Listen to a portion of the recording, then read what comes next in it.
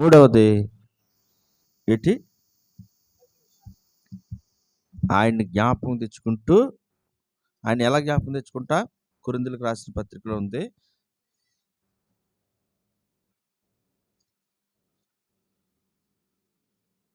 నన్ను జ్ఞాపకం చేసుకున్నట్టుకై అని ఉంటుంది. ఏమనుంటుంది? ఇప్పుడు ఆయన ఎలా జ్ఞాపకం తెచ్చుకోవాలా? ఈ సంవత్సరంలో వెళ్తున్నాం కనుక ఆయన రొట్టె రసాల్లో చేయి వేసి ఆయన జ్ఞాపకం తెచ్చుకో. రండి, మన మధ్యన అన్నగారు వాక్యం చెప్తారు. ఎలా జ్ఞాపకం తెచ్చుకోవాలో పరిశీలన చేసుకుని ఆ రొట్టె రసాల్లో చేయి వేస్తాం. రండి.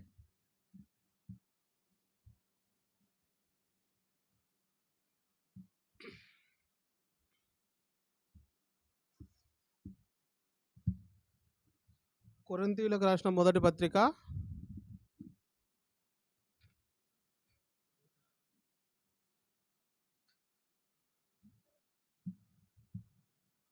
11వ అధ్యాయము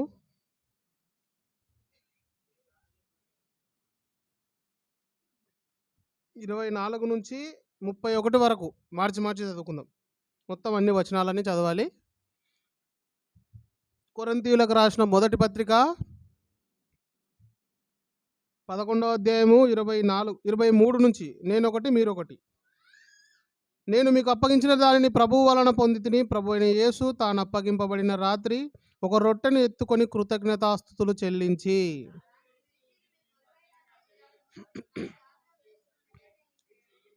ఆ ప్రకారమే భోజనమైన పిమ్మట ఆయన పాత్రను ఎత్తుకొని, ఈ పాత్ర నా రక్తం వలన క్రొత్త నిబంధన, మీరు దీనిలోనిది త్రాగునప్పుడెల్లా నన్ను జ్ఞాపకం చేసుకుంటకే దీని చేయడని చెప్పాను.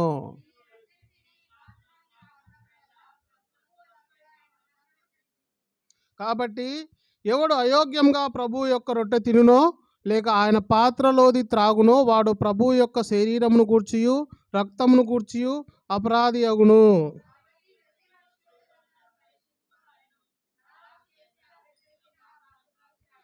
ప్రభు శరీరమని వివేచింపక తిని త్రాగువాడు తనకు శిక్షావిధి కలుగుటకే తిని త్రాగుచున్నాడు.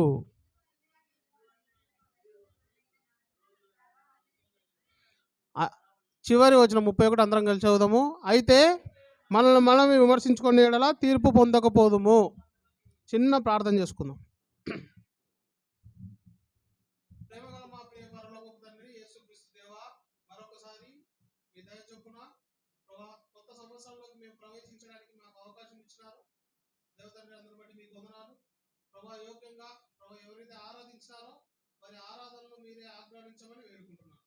దేవతండ్రి, మరి ముఖ్యంగా ఇప్పుడు బల్లలో చేయి వేసే తరుణం, దేవతండ్రి, మేమంతా మీ వాక్యపు వెలుగులో మమ్మల్ని మేము సరి చేసుకొని మీ బల్లలో చేయి వేయడానికి మాకు సహాయం చేయండి. మరి ముఖ్యంగా మీ మాటలు చెప్పడానికి నన్ను గోరుగా వాడుకోండి. మరి ప్రభా, అయోగ్యుడైన నన్ను మీరు గొప్ప ధన్యతలో ఉంచారు. మీ పిల్లల సమయాన్ని వ్యర్థం చేయకుండా స్పష్టమైన మాటలు చెప్పడానికి మీ కృప చూపించమని, సమయానుకూలంగా తండ్రి నేను ప్రవర్తించడానికి నాకు గ్రాహ్యం దయచేయమని, దేవతండ్రి, వింటున్న వారిలో కూడా నిద్రమత్తులు అలసటను తీసివేసి లూదియా హృదయం తెలిసిన దేవా, వీళ్ళ హృదయాలు కూడా మీరు తెరిచి ప్రభువా సిద్ధపడి బలలో చేయడానికి వారికి సహాయం చేయండి. వాళ్ళ సమయాన్ని వ్యర్థం చేయకుండా నా సమయాన్ని కూడా వ్యర్థం చేసుకోకుండా నాకు సహాయం చేయమని, ముఖ్యంగా నీ కృపను కోరుకుంటూ ప్రభువా మీ సన్నిధి కాంతిని ఉంచమని యేసు నామములో ప్రార్థిస్తున్నాను తండ్రి. ఆమేన్.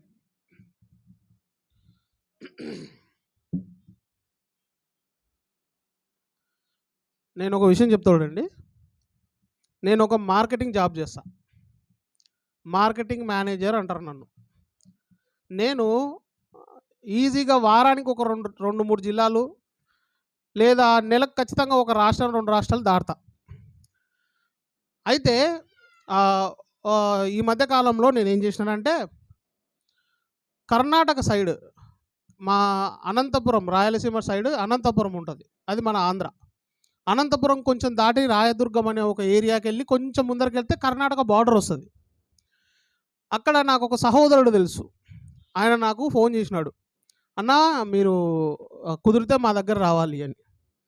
నేను సరే అన్నా, ఎప్పుడు రావాలి అని చెప్పి మాట్లాడి వాళ్ళ దగ్గరికి వెళ్ళిన. వెళ్తే ఆయన నాతో చెప్పినాడు, అన్నా పలానా టైంకి అని చెప్తే నేను అదే టైంకి, అప్పుడు నేను ఎక్కడున్నా, వైజాగ్లో ఉన్నా. వైజాగ్ నుంచి అక్కడికి 18 గంటలు. అనంతపురంకి వెళ్ళిన తర్వాత వాళ్ళ ఊరికి 4 గంటలు. అది కర్ణాటక బార్డర్లో ఉంది కాబట్టి ఆ ఊరికి ఆటోలు బస్సులు ఏముండవు. 3 బస్సులు మారి వెళ్ళాల.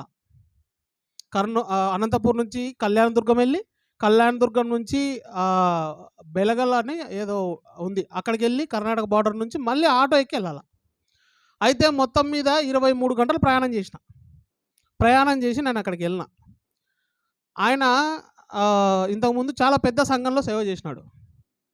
నేను అక్కడికి వెళ్ళిన తర్వాత నేను అనుకున్నా, ఒక పెద్ద సంఘంలో సేవ చేసిన వ్యక్తి కదా, ఇప్పుడు కనీసం ఒక 100 మంది వచ్చే సంఘానికి వెళ్ళి ఉంటాడు అని నేను అక్కడికి వెళ్ళి దిగిన తర్వాత ఆ ఊరిని చూస్తే ఆ ఊరు మొత్తం కలిపి ఒక 100 ఇల్లు లేవు కర్ణాటకలో.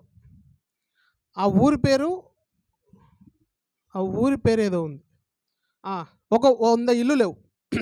కరెక్ట్ ఇటు నిలబడితే మనకు ఆ ఊరంతా కనపడుతుంది. ఆ ఊరిలో ఒక మర్రి చెట్టు కింద ఈయన ఒక మైక్ సెట్ పెట్టుకొని ఒక తాటిపరం అంటారు, మీరేమంటారు, తాటిపరమేనా, తాటిపరం వేసి ఒక టేబుల్ వేసి ఒక మైక్ పెట్టి ఇట్లే నన్ను ఆహ్వానిస్తే నాకు సంతోషపడాలనో బాధపడాలో అర్థం కాలే. 23 గంటలు నేను ప్రయాణం చేసి వచ్చి నేను ఒక ఉన్నతమైనది ఊహించుకుంటే నన్ను దేవుడు తాటిపరం కింద పెట్టినాడు. నేను ఈ మాట మీకు ఎందుకు చెప్తున్నానంటే, ఇప్పుడు ఈ 31st నైట్ మనం ఇక్కడ జరుపుకుంటున్నామా, వాళ్ళు నాకు ఇప్పటికి ఒక 50 సార్లు ఫోన్ చేసినారు. అన్నా ఎవరు రావట్లేదన్నా, చిన్న ఊరని, మీరు రండి అన్నా ఎవరు రావట్లేదన్నా అంటే, ఆడ వచ్చేది ఎంతమంది తెలుసా, 6 మంది. అన్నా 6 మంది అయినా సరే నేను వస్తా, కానీ నేను ఇక్కడ మాట ఇచ్చిన, నేను కాకినాడకి వెళ్ళాల్సిందే అన్న, వాళ్ళు నాకు 4 నెలల క్రితమే ఫోన్ చేసినారన్న, కాబట్టి నేను రాలేనన్నా అని చెప్పి, నేను వేరే వ్యక్తులకు ఎంతమందికి చెప్పినా సరే ఆ ఊర్లో 4 వస్తారు, 6 గంటలు జర్నీ చేయాలని ఎవరు వెళ్ళట్లే. మీరు ఎంత ధన్యులంటే, మీరు కూడా ఒకప్పుడు మందిరం లేని స్థితిలోనే ఉన్నారు, ఇంట్లో కూడుకున్నారు. ఇప్పుడు దేవుడు మీకు ఏమిచ్చినాడు, మందిరం ఇచ్చినాడు. ఈ మందిరం ఇచ్చిన తర్వాత 31st నైట్ను ప్రభు సన్నిధిలో గడపడానికి అవకాశం ఇచ్చినాడు. చెట్టు కింద పుట్ట కింద వదలాల్సిన అవసరం మీకు లేదు కదా. అయితే ఇంత గొప్ప ధన్యత అనుగ్రహించిన ప్రభువును మనం ఇందాక ఆరాధించి స్తుతించినాం కదా, ఇప్పుడు బల్లలో చేయవేయబోతున్నాం. లోకంలో అన్న చెప్పినట్టుగా ఇందాక, లోకంలో ప్రతి ఒక్కరు ఎన్నెన్నో జ్ఞాపకం చేసుకుంటుంటారు. ఇప్పుడు ఈ కొత్త సంవత్సరంలో నాకు కావాల్సిన వాళ్ళ మొహం చూసే జీవితం అంతా సంతోషంగా ఉంటా అని కొంతమంది నమ్ముతారు. నాకు కావాల్సిన వాళ్ళ మాటలు వింటే జీవితం అంతా సంతోషం అని కొంతమంది కోరుతారు. లేకుంటే నాకు కావాల్సిన వాళ్ళు ఎదురు వస్తే బాగుంటుందని కొంతమంది కోరుకుంటారు. ఒక్కొక్కరికి ఒక్కొక్క జ్ఞాపకం ఉంటుంది. అయితే ఇక్కడ యేసు ప్రభువును నమ్ముకున్నటువంటి మీరు, నేను, మనందరం కూడా జ్ఞాపకం చేసుకోవాల్సిన ముఖ్యమైన విషయం ఒకటి ఉంది. ఏంటంటే, ఆయన మన కోసం చనిపోయి తిరిగి లేచినాడు. ఆయన చనిపోయే ముందు మనకు ఒక 2 విషయాలు చెప్పినాడు. ఒకటి ఏంటంటే, నా శరీరానికి సాదృశ్యమైనటువంటి బల్లలో, రొట్టెలో నువ్వు పాలు పొందాలా, నా రక్తానికి సాదృశ్యమైనటువంటి ద్రాక్షరసంలో పాలు పొందాలనేటువంటి 2 విషయాలు మనకు చెప్తూ వచ్చినాడు. చెప్పిన తర్వాత ఆయన ముఖ్యమైనటువంటి 2 విషయాలు చెప్పినాడు. ఆ రెండిట్లో కూడా ఏంటంటే, 28వ వచనం చదవండి. కాబట్టి ప్రతి మనుషుడు తనను తాను, చాలా అంకుల్, ప్రతి మనుషుడు తనను తాను పరీక్షించుకోవాలి. ఇది మొదటి మాట. 31వ వచనం చదవండి. అయితే మనలను మనమే విమర్శించుకొనిన ఎడల, అయితే మనం ఈరోజు వర్తమానం అంతా ఈ 2 విషయాల మీదే చూద్దాం. మీ సమయం వ్యర్థం చేయకుండా మీకు అర్థమయ్యేటట్టు 2 పాయింట్లు చెప్పి నేను బలలో మిమ్మల్ని ప్రారంభింపజేస్తా. సో 28th verseలో ఉంటుంది, ఎగ్జామిన్ యువర్ సెల్ఫ్ అని ఉంటుంది ఇంగ్లీష్లో. అంటే ఏంటంటే, నిన్ను నువ్వే పరీక్ష చేసుకో. ఎందుకు నన్ను నేను పరీక్ష చేసుకోవాలా అంటే, నేను వచ్చి లేదా ఎక్కడి నుంచో ఒక వ్యక్తి వచ్చి నువ్వు మంచోడి కాదు అని చెప్తే మనం ఊరుకుంటామా? నేనైతే ఊరుకుంటాను. ఎవరైనా సరే మన దగ్గరకు వచ్చి మన తప్పులు ఎంచడానికి మనం ఏ విధంగా అయితే ఒప్పుకోమని దేవునికి తెలుసు కాబట్టి దేవుడు ఏం చేసినాడంటే, నిన్ను నువ్వే విమర్శించుకో. ప్రతి మనుష్యుడు తన్ను తాను పరీక్షించుకొనవలెను. రెండవదిగా 31వ వచనంలో ఏముంది? మనలను మనమే విమర్శించుకునేడలా.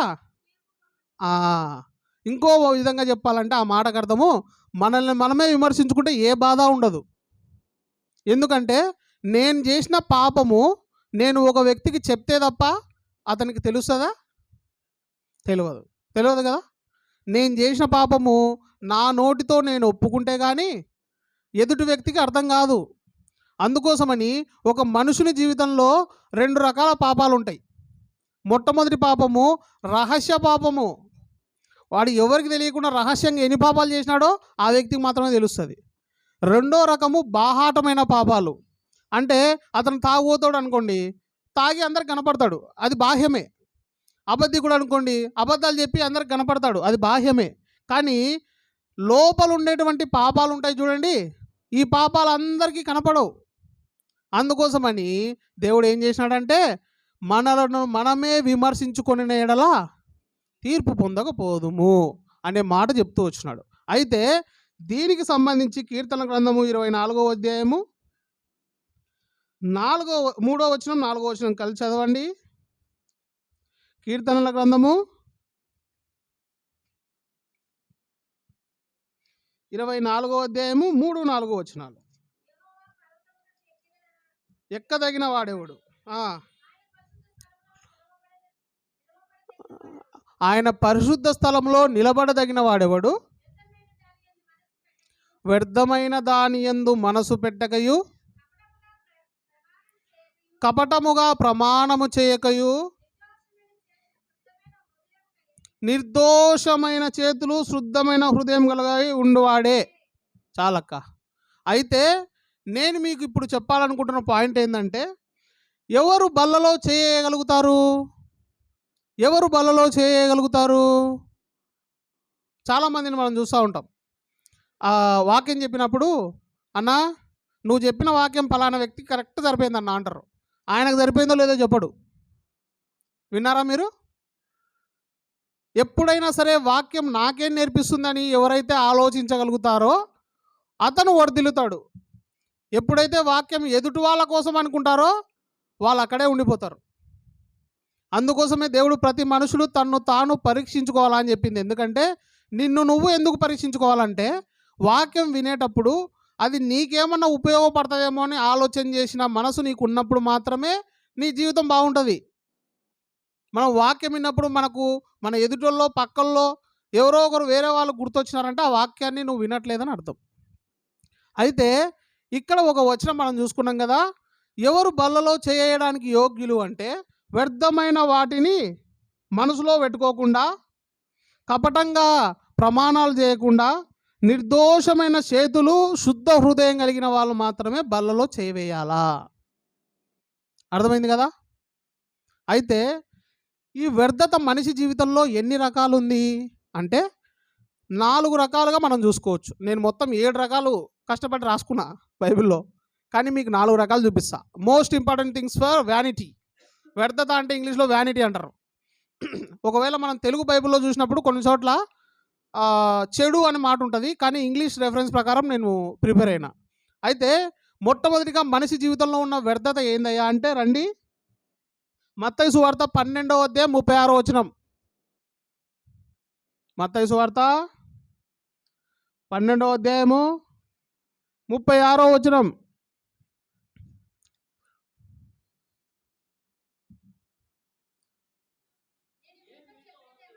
నేను మీతో చెప్పేది ఏంటంటే,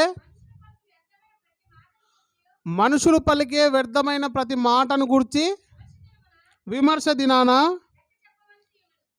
చాలక్క. యేసు ప్రభువును నమ్ముకొని రక్షింపబడి బాప్తీసం తీసుకున్న మనందరం జాగ్రత్తగా ఉండాల్సిన మొట్టమొదటి విషయం ఏంటంటే, మనం పలికేటువంటి వ్యర్థమైన ప్రతి మాటను గురించి మనము లెక్క చెప్పాలా. ఏం వ్యర్థమైన మాటలు మనం మాట్లాడతాము?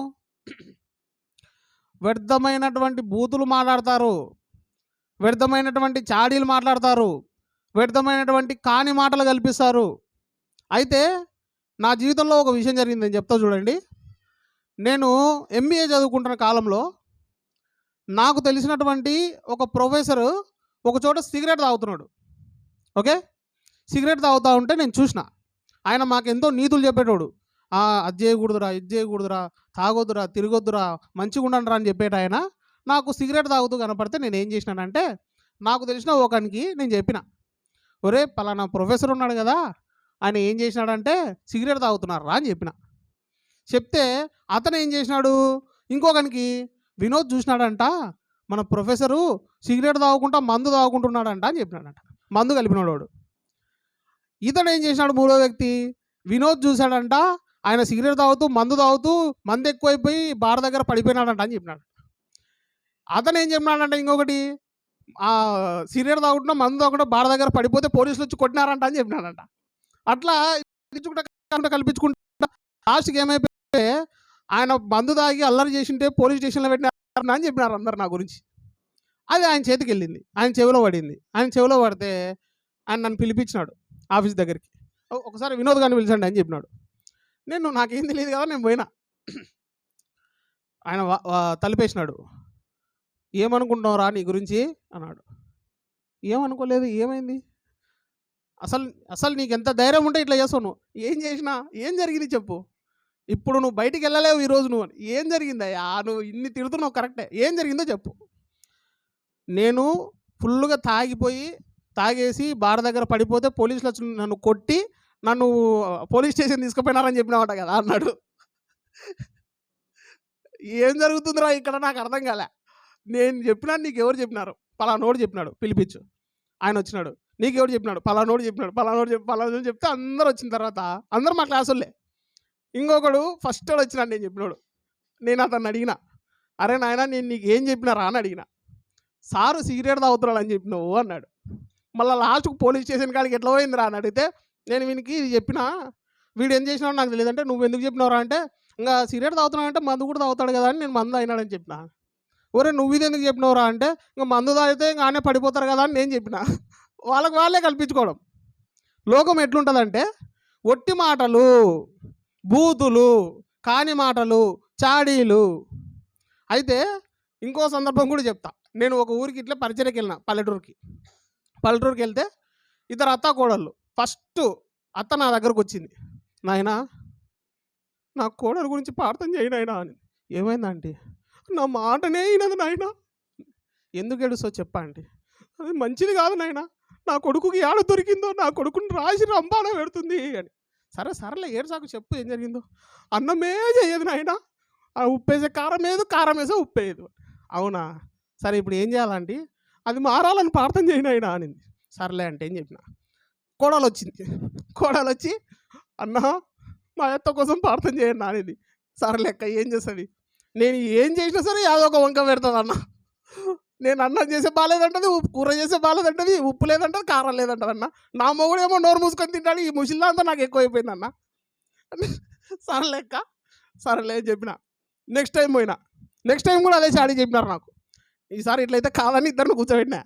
చెప్పండి మీ సమస్య ఏంది, ఇద్దరు చెప్పండి అంటే, అప్పుడు ఇద్దరు, అత్త నేను మటన్ వండినా గూట్లో పెట్టినా, నువ్వు తొందరగా పోయి తిను అని చెప్తుంది. సరే అమ్మా అవుతుంది. ఎదురుగుంటే ప్రేమలు, దూరంగా ఉంటే చాడీలు. మనిషి జీవితం ఏమైపోయిందంటే ఒట్టి మాటలు.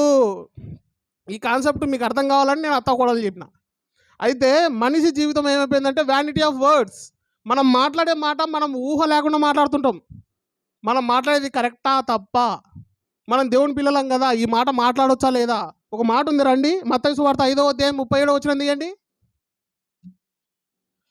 మత్తయి సువార్త 5వ అధ్యాయం 37వ వచనం.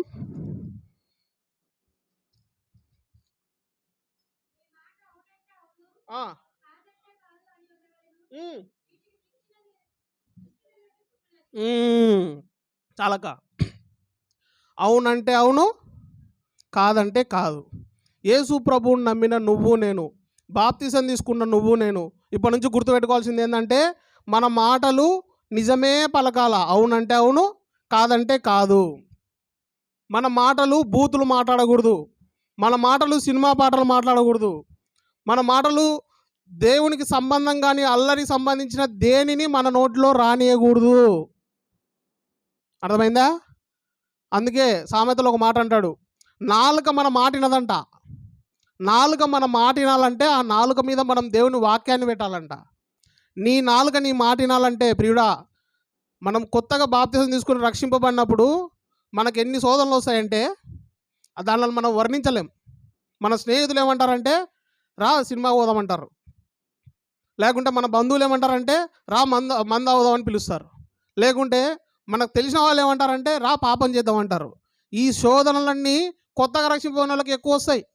కాబట్టి మీరు మీ నాలుకని జాగ్రత్తగా పెట్టుకోండి.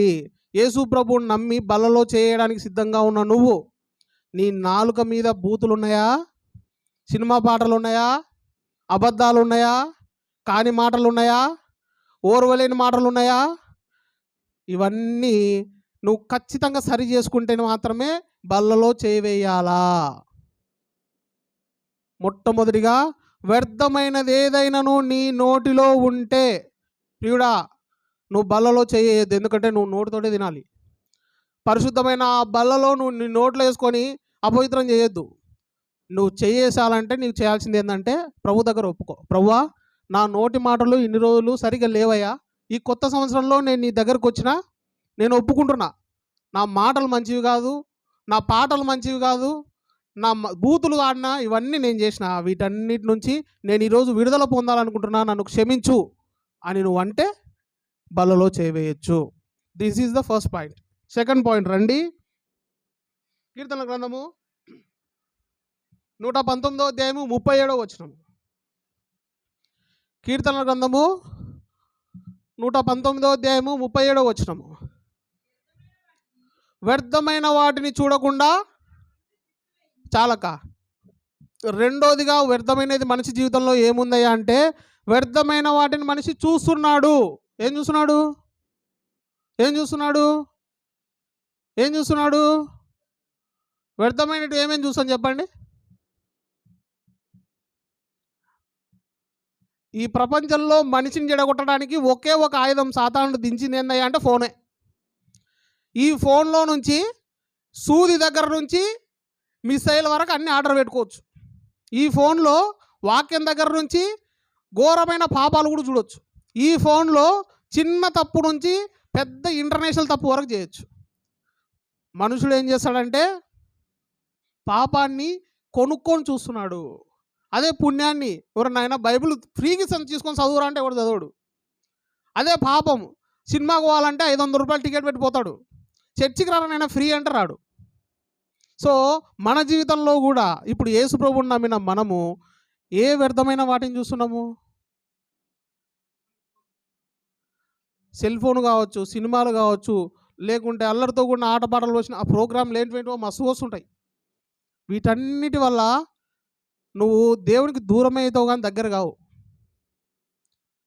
పరిస్థితి ఏమైపోయిందంటే విశ్వాసులకి, మా ఊర్లోనే ఒక ఆంటీ ఉంది. ఆమె 30 ఏళ్ళ నుంచి యేసుప్రభువుని రక్షింపబడి నమ్ముకొని ఎప్పుడు చర్చికి వచ్చినప్పుడల్లా భక్తి మామూలు భక్తి కాదు.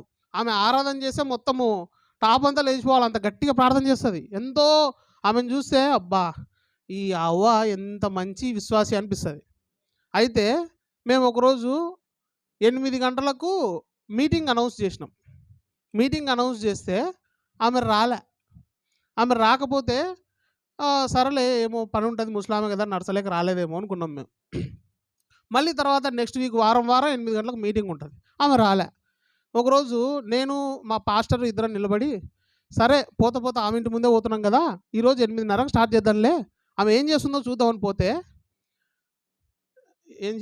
ఏందో సీరియల్ వచ్చింది, మొగల్ రేకుల 8 గంటలకు. అంత పెద్ద విశ్వాసిగా 30 ఏళ్ళ నుంచి యేసుప్రభువుని నమ్ముకున్న ఆమె 8 గంటలకు చర్చికి వస్తే మొగల్ రేకులు మిస్ అవుతుందని చర్చికి రాలే ఆమె. మేము ఆడ కూర్చొని ఇట్లా కిటికీ నుంచి ఇట్లా చూస్తే ఎట్ట చూస్తుంది ఆమె, కళ్ళు కనపడవు. టీవీ కాడికి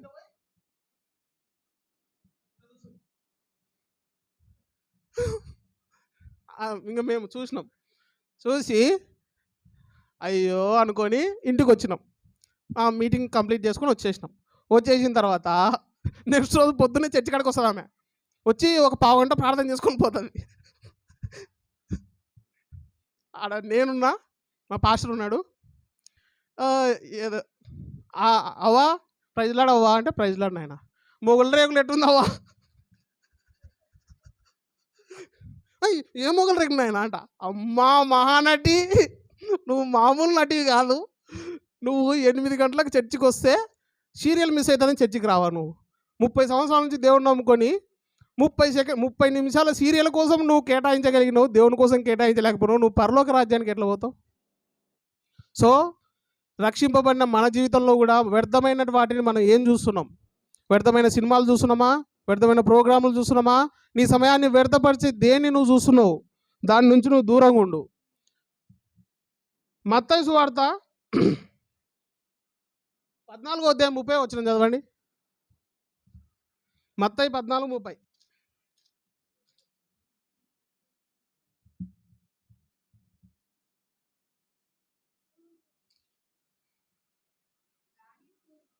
గాలిని చూచి భయపడి చాలమ్మా. ఇక్కడ ఒక చిన్న కథ ఉంది, ఒక్క నిమిషం చెప్తా. పేతురు అనేటువంటి ఒక మంచి భక్తుడు ఉన్నాడు. ఆయన ఏం చేసినాడంటే యేసు ప్రభుకి ఎంతో ఇష్టమైన వ్యక్తి. అయితే ఒక సందర్భం వచ్చింది, యేసు ప్రభు నీళ్ళ మీద నడుచుకుంటూ వస్తూ ఉంటే ఆ నీళ్ళ మీద దేవుడు వచ్చేది చూసిన తర్వాత పేతురుకి ఏమనిపించింది? నేను కూడా దేవుని బిడ్డనే కదా, నేను కూడా నడుద్దామని చెప్పేసి, ప్రభువా నేను కూడా నడుస్తా అని అడుగుతాడు. అడిగితే సరేనాయన అని చెప్తాడు దేవుడు. చెప్పిన తర్వాత దిగేటప్పుడు దేవుని వైపు చూసుకుంటూ దిగేస్తాడు. దిగేసిన తర్వాత నడుచుకుంటూ వెళ్ళేటప్పుడు పక్కన అలల వైపు చూస్తాడు. ఎప్పుడైతే దేవుని వైపు చూడకుండా అలల వైపు చూస్తాడో అప్పటి నుంచి ఏమైపోతుందంటే మునిగిపోవడం మొదలవుతుంది. మునిగిపోవడం మొదలైతే అప్పటి వరకు నీళ్ళ మీద నడుస్తున్న వ్యక్తి సడన్గా మునిగిపోతుంటే భయపడతాడు. ప్రభువా నన్ను కాపాడు అంటే దేవుడు ఏం చెప్తాడంటే, అవిశ్వాసి, నువ్వు అలలకెళ్ళి ఎందుకు చూసినావు? నువ్వు చూడాల్సింది ఎవరి వైపు? నా వైపు.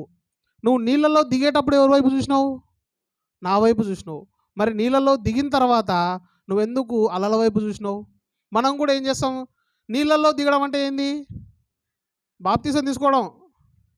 అర్థమైందా? బాప్తిసం తీసుకోకముందు మనం దేవుని వైపు చూసి రోజు ప్రార్థన చేసుకుంటాం. ఒక్కసారి బాప్తిసం తీసుకున్న తర్వాత లోకంలో మునిగిపోతాం. కాబట్టి రెండవదిగా నేను మీకు చెప్పాలనుకున్న విషయం ఏంటంటే, వ్యర్థమైన వాటిని చూడొద్దు. అవి చూడకపోతే నాకు టైంపాస్ కాదన్నా ఏం చేయాలంటే బైబిల్ చదువుకో. చదువు రాదన్నా ఏం చేయాలంటే యూట్యూబ్లో వాక్యం పెట్టుకో. నువ్వు దేవునికి దగ్గర కావాలంటే నీకు ఎన్నో అవకాశాలు ఉన్నాయి. అది అన్ని అవకాశాలు మనకు వద్దు. పెడితేనే వెంటనే ఏదో ఒక ప్రోగ్రామ్ వస్తే అదే కావాలనుకుంటాం. అది మనం చేస్తే మనం బలలో చేయవేయకూడదు. సో రెండవదిగా నేను మీకు చెప్పాలనుకున్న విషయం ఏంటంటే, ఎవరైతే దేవుని వైపు చూడాలని ఆశపడుతున్నారో, ప్రభువా నేను ఇంతకుముందు నీ వైపు చూడలేకపోయినా, నేను ఎక్కడెక్కడో చూసినా, ఏవేవో చూసినా, కానీ ఓపికతో నీ వైపు చూడడానికి నాకు అవకాశం దయచేయి ప్రభువా అని ఎవరైతే ప్రార్థన చేస్తారో వాళ్ళు మాత్రమే ఇప్పుడు బలలో చేయవేయడానికి అర్హులు. మూడోదిగా చివరిగా 3 వచనాలే చెప్తాను, 4వది అనుకున్నా నేను. కీర్తనలు 4వ అధ్యాయం 2వ వచనం. కీర్తనలు 4:2.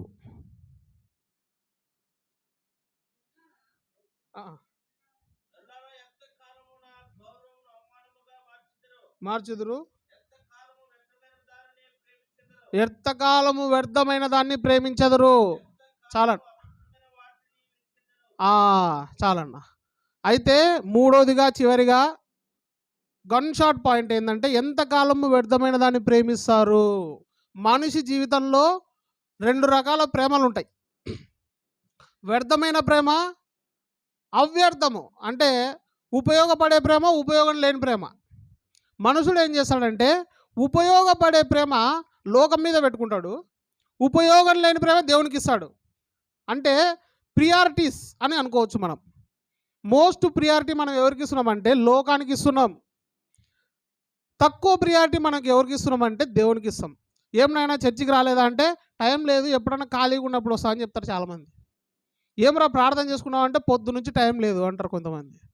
దేవునితో గడపకుండా, దేవుని గురించి మనకు తెలియకుండా, దేవునికి మనం ప్రియారిటీ ఇవ్వకుండా, దేవుని మనం ప్రేమించకుండా మనం పరలోక రాజ్యానికి ఎట్లా పోతాం? అవకాశం ఉందా? మనం దేన్ని ఎక్కువ ప్రేమిస్తే అదే మనకు ప్రాప్తిస్తుంది, అంతే కదా. మనం దేవుణ్ణి ఎక్కువ ప్రేమిస్తే దేవుడు పరలోకం ఇస్తాడు. సైతాన్ని ఎక్కువ ప్రేమిస్తే సైతాన్ ఏమిస్తాడు? నరకం ఇస్తాడు. No question. దాంట్లో ఇంకేం ఆన్సర్ చెప్పాల్సిన అవసరం లేదు. మీరు యేసు ప్రభువుని ఎక్కువ ప్రేమించిన వాళ్ళు పరలోకానికి పోతారు, సైతాన్ని ఎక్కువ ప్రేమించిన వాళ్ళు నరకానికి పోతారు. దీంట్లో మనం ఏం చేయాల్సిన అవసరం లేదు. చిన్నప్పుడు ప్రేమ అనే కాన్సెప్ట్ గురించి సండే స్కూల్లో నాకు ఒక కథ చెప్పినారు. ఏంటంటే ఒక తండ్రి ఉన్నాడంట. ఆ తండ్రి తన భార్య, ఒక చిన్న పాప 5 సంవత్సరాల తన చిన్న కూతురుతో ఒక ఇంట్లో ఉంటున్నాడంట. ఆయన ఎంతో ప్రేమించే ఒక కంపెనీ కారు కొనుక్కున్నాడంట. కారు కొనుక్కొని బయట పార్క్ చేసినాడంట. పార్క్ చేసి ఆ కారును గంటకొక్కసారి ఇంట్లో నుంచి అట్లా చూస్తూ ఉంటాడంట. నా కారు సేఫ్గా ఉందా, నా కారు సేఫ్గా ఉందా, నా కారు సేఫ్గా ఉందా. అయితే ఆ సందర్భంలో లేక ఒక 3 సంవత్సరాల వివాహం అయిన తర్వాత వాళ్ళకు ఒక చిన్న పాప జన్మించిందంట. పాప జన్మిస్తే వాళ్ళు ఆ పాపను తీసుకొని ఆ ఇంటికి వచ్చేసినారు. ఆ పాప వాళ్ళ ముందే ఎదిగి 5 ఇయర్స్ అయింది. 5 ఇయర్స్ అయిన తర్వాత ఆ కార్ అంటే ఆయనకి ఇష్టం పోలే. ఈవెన్ ఆ పాప కంటే ఆ కార్నే ఎక్కువ ప్రేమించేటోడంట. అయితే ఒకరోజు ఏం జరిగిందంట, ఆయన ఆ కారును నీట్గా కడిగేసి లోపల పోయినాడంట. లోపల పోతే ఆ పాప ఏదో ఒక రాయి తీసుకొని ఆ కారు మీద ఏదో గీకుతుందంట. గీకుతుంటే ఆయన చూసి ఆ వాటరు నీళ్ళు కొడతారు కదా పంపు, ఆ పంపు తీసుకొని ఇది ఇసిరి కొట్టినట్ట. ఏయ్ దరుగు, ఏందో రాస్తున్నావు, ఏంది గీకుతున్నావు అని కొడితే ఆ పంపు పోయి ఆ పాప తలకు తగిలిందంట. తన పడిపోయిందంట. పడిపోతే వాళ్ళ మమ్మీ చూసిందంట. అయ్యో అయ్యో సంపెర పిల్లను, ఈడ సంపెర పిల్లను అనుకుంటూ వచ్చిందంట. వచ్చి పాపను హాస్పిటల్ తీసుకొని పోయినారంట. తీసుకొని పోతే డాక్టర్ చెప్పినాడంట, ఏం జరిగింది అంటే, ఈ పాప అంత కారును గలీజ్ చేస్తూ ఉంటే నేను ఒకట్లా అదిలిచ్చిన. ఒరే దుర్మార్గుడా, నువ్వు అదిలీలేదురా, నువ్వు కొట్టడానికి ఆ పాపకు ఆ పైపు తలకు తగిలి చనిపోయింది అని చెప్పినాడంట. అప్పుడు ఆ తండ్రికి ఏం అర్థం కాలేదంట. నేను దేనికోసం పోగొట్టుకున్నా? 5 లక్షలు ఇస్తే వచ్చే కారు కోసము 3 సంవత్సరాల నుంచి పిల్లలు లేక అందరితో మాటలు పడి ఇంత నరకయాతన అనుభవించిన నేను, లోకంలో గొడ్రాలు అని నిందవన్న నా భార్య, మేమందరము ఆనందంగా ఉన్నామంటే ఈ పాపనే కదా కారణము. మరి ఈ పాపను జస్ట్ ఒక 5 లక్షల కారు కోసం నేను పోగొట్టుకున్నానా అని ఆ తండ్రి ఒక్క నిమిషం కుప్పకూలిపోయినాడంట. వచ్చిన వాళ్ళందరూ ఏమన్నా బుద్ధి ఉందారా నీకు, పిల్లని చంపుతుంది కదరా అని తిడుతున్నారంట. ఈయనకేం అర్థం కాలేదంట. సరే ఆ పిల్ల ఏం చేసింది అని ఒక్కసారి ఆ కార్ దగ్గర పోతే ఆ కార్ మీద ఐ లవ్ యూ డాడీ అని రాసిందంట. ఆ మనిషికి గుండె పగిలిపోయిందంట.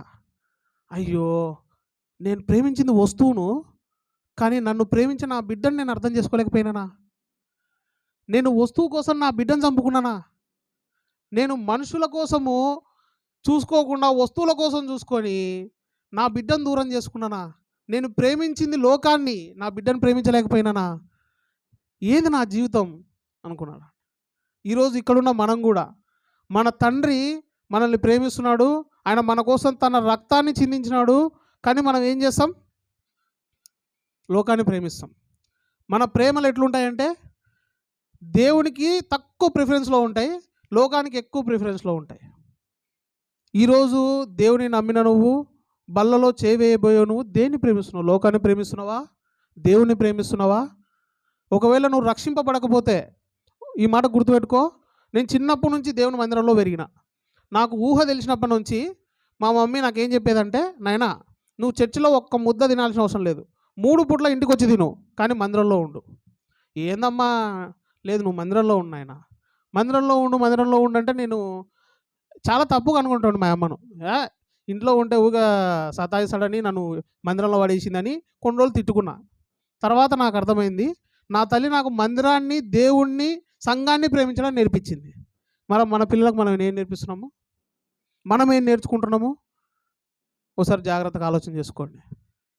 సో బల్లలో చేయబోయే నువ్వు దేవుణ్ణి ఎక్కువ ప్రేమిస్తున్నావా, లోకాన్ని ఎక్కువ ప్రేమిస్తున్నావా? దేవుని కంటే దేనిని నీవు ఎక్కువగా ప్రేమిస్తావో అదే విగ్రహం.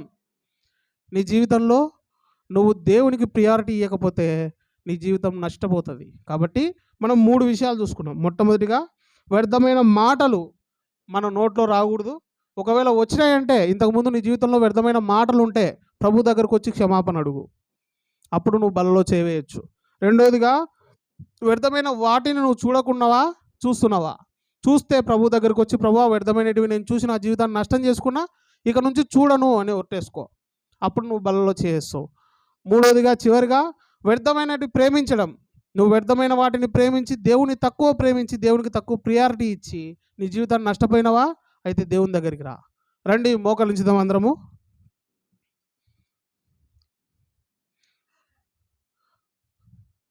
అందరూ మోకరించండి.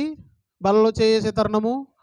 నీ జీవితాన్ని సరి చేసుకొని ప్రభు దగ్గరకు వచ్చి ప్రభువు నువ్వు అడిగితే అప్పుడు ఆయన నీ జీవితాన్ని సరి చేసి నిన్ను నీతిమంతులుగా తీరుస్తాడు. నువ్వు బలలో చేయడానికి నీకు అవకాశం దొరుకుతుంది. ఈ మాటలు దేవుడు దీవించును గాక.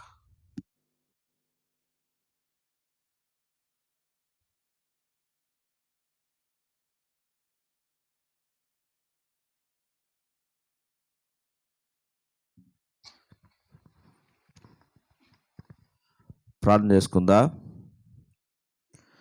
ప్రేమ గల మా తండ్రి, జీవం గల మా దేవ, మమ్మల్ని ప్రేమించి మాకు ఇచ్చిన మరొక నూతన తరుణాన్ని బట్టి స్తుతిస్తూ నీ దాసుని రూపంలో మరలా దేవుని వాక్యము చేత నాతో మాతో మాట్లాడుతూ వచ్చినారు ప్రభువా. ఈ భాగ్యము అనేకమైన వారికి లేదు. ఈరోజున దేవుని మందిరములో నాయన మొదటి సంవత్సరంలో నాయన నేను మిమ్మల్ని జ్ఞాపకం తెచ్చుకుంటూ మేము అడుగు వేయడానికి మా కొరకు సిలువ రక్తము చేత మమ్మల్ని సంధి చేసి నీ ప్రజల మధ్య నాయన ప్రభువా నీ వాక్యములతో మరలా మమ్మతో మాట్లాడుతూ వచ్చినారు.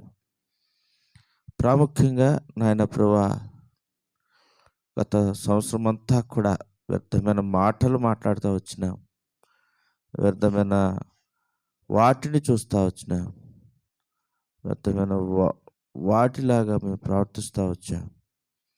వీటన్నిటిలో నాయన ప్రభువా మేము ప్రధానులుగా కనబడతా వస్తాం. కొన్ని విషయాల్లో మమ్మల్ని ఎవరు కనిపెడతా లేదు అని అనుకుంటా వచ్చాం. కానీ నాయన మరి నీ వాక్యముతో మరలా మీరు సంధి చేస్తున్నప్పుడు మేము చూసేవి, మాట్లాడేవి, చేసేవి అన్నీ దైవ వాక్యము చేత మరలా మీరు చూపిస్తూ వచ్చారు. అందులో బట్టి స్తుతిస్తూ నాయన మమ్మల్ని క్షమించండి, సరిచేయబడడానికి అవకాశం దయచేయండి. పరీక్షించుకుంటూ ఇందులో చేయడానికి తగిన కృపను గురించమని ఈ సమయాన్ని దీవించమని సమస్త మహిమ ఘనత ప్రభావాలు మీకే ఆరోపిస్తూ మా రక్షకుడు ప్రియకుమారుడు మా కొరకు తిరిగి రాని క్రీస్తేశ్వరి పరిశుద్ధ నామంలో ప్రార్థించి స్తుతించాడు వేడుకుంటున్నాను మా తండ్రి, ఆమేన్. దయచేసి గమనించండి, ఇది అలవాటుగా ఆచారంగా తీసుకొనొద్దు. ప్రార్థన పూర్వకంగా దీనిలో చేయడానికి సిద్ధపడండి. ఆ రీతిగా మీరు దయచేసి దేవుని వాక్యం చేత హెచ్చరిస్తూ వచ్చినాడు. బహుశా ఈ గత సంవత్సరం అంతా మనం ఎట్లా ఉన్నాం అన్నీ చూపిస్తూ వచ్చినాడు కనుక ప్రార్థనలో ఉండమని మనం చేస్తూ వస్తున్నాం.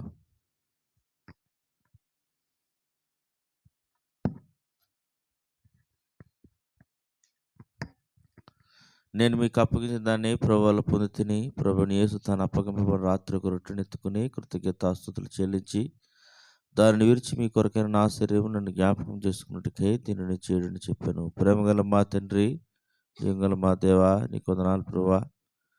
నీ కనికరమును బట్టి నాయన నేను జ్ఞాపకం తెచ్చుకునడానికి నాయన ఈ పరిచర్య మా మధ్య ఉంచుతూ వచ్చినారు. తగిన కృప సహాయం చేయమని మీ పాదాలు పట్టుకుని ప్రార్థిస్తూ సమస్త మహిమ ఘనత ప్రభావాలు మీకు ఆరోపిస్తూ మా రక్షకుడు ప్రియకుమారుడు యేసుక్రీస్తు వారి నామములో ప్రార్థించి స్తుతించి సమర్పించి అడిగి వేడుకుంటున్నాను మా తండ్రి, ఆమేన్. దయచేసి గమనించండి, మీకు కొంచెం భాగము ఆయన శరీరానికి సాదృశ్యమైన రొట్టె అందించబడుతుంది. అలవాటుగా తీసుకొనొద్దు.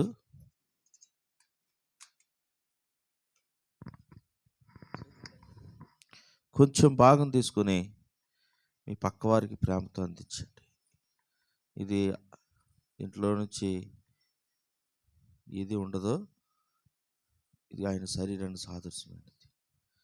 ప్రార్థనాపూర్వకంగా దీంట్లో చేయవేయమని మనం చేస్తూ వస్తున్నాం.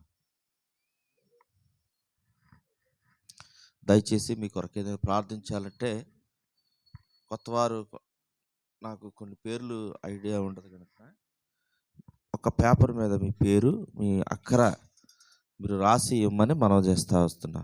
మీ కొరకు ప్రార్థించడానికి కొంచెం సులువుగా ఉంటుంది కనుక నాకు గమనించండి. ఇది నేను ఒక బుక్లో రాసుకుంటాం. దాని ద్వారా మేము సంవత్సరం అంతా ప్రతి వారము బాల దగ్గర ప్రార్థిస్తాం. ఆ రీతిగా గమనించి సహకరించమని మనం చేస్తూ వస్తాం. మీ యొక్క రిక్వెస్ట్, మీ పేరు, మీ కుటుంబ క్షేమం కొరకు రాసిస్తే ప్రార్థన చేయగలను. సులువుగా ఉంటుంది. ఆ రీతిగా సహకరించండి.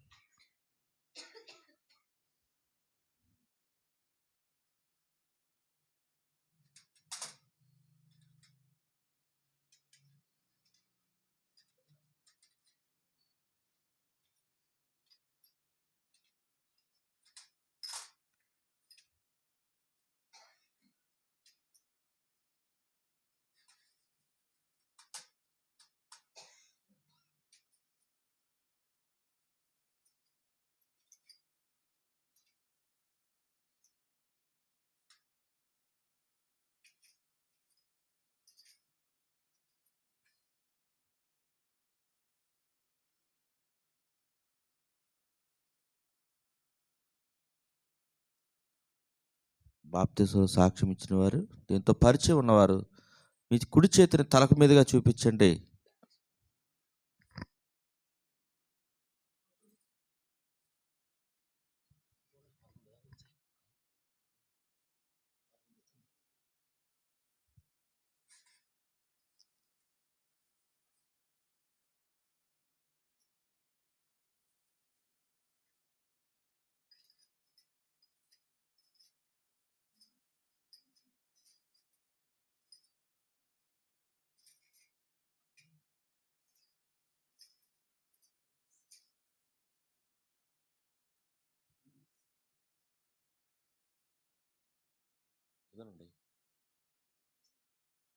తీసుకున్నవారు మీ చేతిని తల కిందకి దించండి. అందరికీ అందిందని విశ్వసిస్తున్నా. ఆ ప్రకారమే భోజనమైన పిమ్మట ఈ పాత్ర నా రక్తమైన కొత్త నిబంధన, మీరు దీనిలో త్రాగినప్పుడల్లా నన్ను జ్ఞాపకం చేసుకున్నట్టుగా దీన్ని చేయడని చెప్పాను. ప్రేమగల తండ్రి, పరిశుద్ధుడైన దేవానికి వందనాలు. మమ్మల్ని ప్రేమించి ఇచ్చిన మరొక నూతన తరుణాన్ని బట్టి స్తుతిస్తూ దీన్ని ఆశీర్వదించమని, దీనిలో చేయబడిన తగిన కృపను గురించి నాయన వాక్యం చేత పరిశీలించి కూడా కృపదాయ చేయమని మా రక్షకుడు ప్రియుడు క్రీస్తు పరిశుద్ధ నామములో ప్రార్థించి స్తుతించి సమర్పించి అడిగి వేడుకుంటున్నాను మా తండ్రి. ఆమేన్. దయచేసి మీరు సిద్ధంగా ఉండండి. మీ కుడి చేతిని తలకు మీదుగా ఎత్తి చూపించండి. మీ కొరకు రాబడుతుంది. ఆ రక్తానికి సాదృశ్యమైనది. అట్లా చేయవేయమని మనం చేస్తా వస్తున్నాం.